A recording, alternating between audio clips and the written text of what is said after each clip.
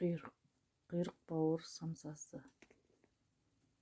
Өте жұмсақ, өте керемет дәмді самса.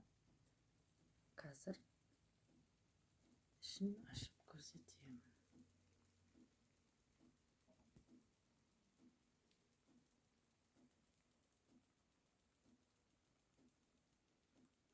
Өте керемет.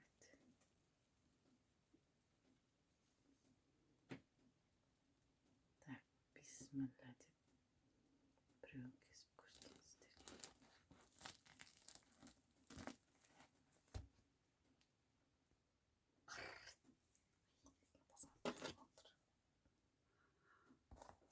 Міне іші осындай әдемі, тәбетіңізді ашады.